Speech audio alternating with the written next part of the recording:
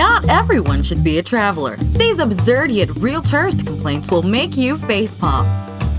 You said the town was next to a volcano, but when we went there was no lava.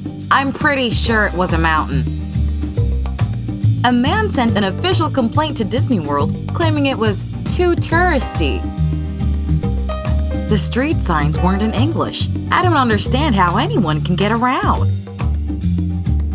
There was no sign telling you that you shouldn't get on the hot air balloon ride if you're afraid of heights.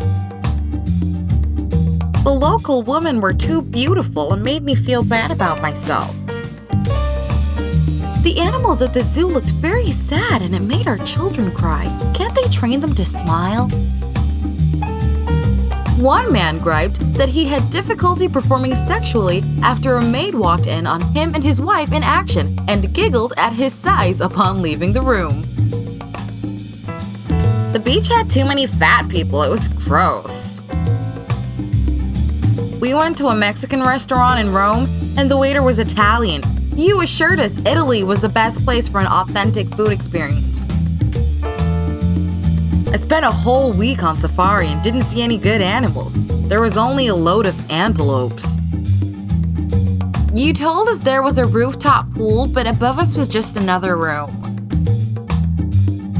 Our flight to Malaga left Heathrow at 7:55, and they told us the flight was 2 hours, but when we landed it was 10:55, making us miss our connection. The pilot didn't even tell us we were delayed. It took us 9 hours to fly home from Jamaica to England. It took the Americans only 3 hours to get home. This seems unfair. We had to line up outside to catch the boat and there was no air conditioning. No one told us there would be fish in the water. The children were scared. There were too many Spanish people there. The receptionist spoke Spanish, the food was Spanish. No one told us there'd be so many foreigners.